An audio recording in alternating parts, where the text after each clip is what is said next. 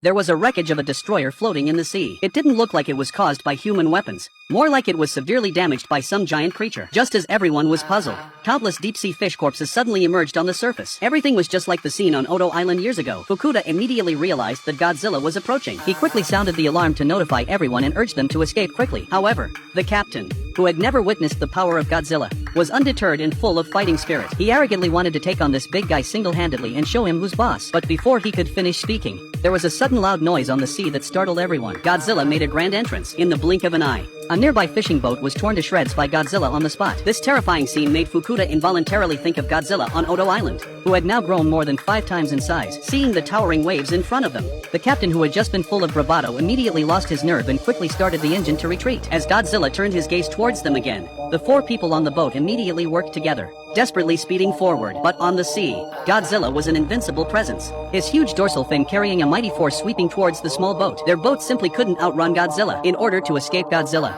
the captain had no choice but to order the deployment of sea mines to restrict Godzilla's movements. When Godzilla approached, they immediately used the fuse to detonate the mines directly. The huge explosion raised a 100-meter high mist, but Godzilla was unfazed. Instead, he angrily raised his head, causing even more panic among the crew. As Godzilla approached the ship, Fukuda obeyed the captain's command and quickly climbed onto the gun platform. He decisively grabbed the heavy machine gun and started shooting frantically, trying to stop Godzilla from getting closer. However, these insignificant attacks were completely ineffective against Godzilla. After carefully observing Godzilla, Noda suddenly had a brilliant idea. Since the monster's outer shell was extremely tough, he thought that stuffing a depth charge into Godzilla's mouth and detonating it might have a different effect. Everyone immediately sprang into action and threw the second depth charge. This time, Godzilla cooperated very well, and the depth charge floated into his mouth without any deviation. But when they were about to detonate it, they found that the depth charge was completely inert. They quickly pulled back the fuse and realized that Godzilla had already bitten it off. Everyone was dumbfounded as they watched the enraged Godzilla approaching with his mouth wide open, getting closer and closer to the ship, about to bring destruction. Fukuda on the gun platform decisively pulled the trigger of the heavy machine gun once again.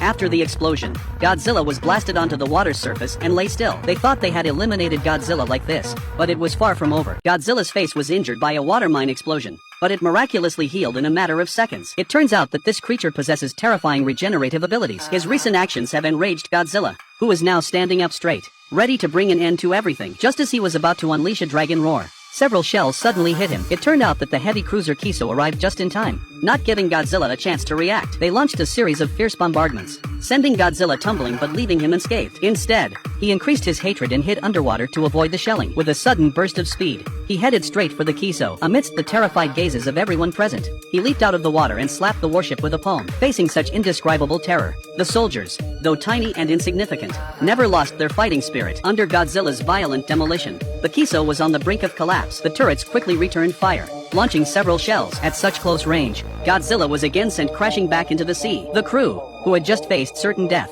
tremblingly climbed back up, thinking they had defeated the monster, only to be greeted by a blinding blue blow from below the water. Godzilla's ultimate move, the atomic breath, was upon them. A mushroom cloud rose, and the Kiso, which had recently boasted its presence, was instantly destroyed. As the monster reappeared, one could see that the heat from his ray attack had burned his chest armor and left burn marks on his face, which would take time to heal. After intimidating the naive soldiers, Godzilla disappeared into the smoke. Viewing this scene, Hashima fainted from blood loss. When he awoke, he found himself in a closed hospital. Hashima wanted to go home and tell others to evacuate, but his teammates stopped him. It turned out that the government had withheld this information from the public to prevent panic and riots. At that time, information was limited, and the internet was not developed, making it easy to block maritime information. Japan was also skilled at controlling information. Hashima didn't mention anything about Godzilla to his wife, Takiko. Takiko sensed his husband's odd behavior and could no longer tolerate it. After years of companionship, she realized that Hashima had never truly opened up to her. Under Takiko's persistent questioning, Hashima revealed his dark past. He was actually a pilot in the Kamikaze Special Attack Unit. Before the war ended, the Kamikaze unit was preparing for a final counterattack, but Hashima feigned plane trouble and diverted to Dogo Island for repairs, becoming a deserter. That night, a dinosaur-like monster landed on Dogo Island and caused destruction. In a crucial moment, out of fear, Hashima did not fire a single shot, leading to the entire island's mechanization team being wiped out. He eventually returned to Tokyo alone and became known as a coward. Despite redemption in his life, he still couldn't let go of the past and often dreamed of his teammates seeking revenge. Now that Godzilla had reappeared, Hashima still felt powerless, which is why he felt tortured and did not want to get close to Takiko and their daughter. This was also the reason he couldn't muster up the courage to live again. Learning about Hashima's hidden truth, Takiko did not blame him for deserting. Instead, She encouraged him as a survivor of the kamikaze unit to not feel ashamed or guilty for not dying and to instead live a full life. When he woke up the next day, he saw a heartwarming scene of Takiko feeding their child, which made him resolve to overcome his psychological shadows and to live for himself. At this moment, Godzilla, having finally healed, was heading towards Tokyo Bay, ready to exact revenge. With just a glimpse of his massive dorsal fin, the soldiers on the destroyer were paralyzed with fear. However,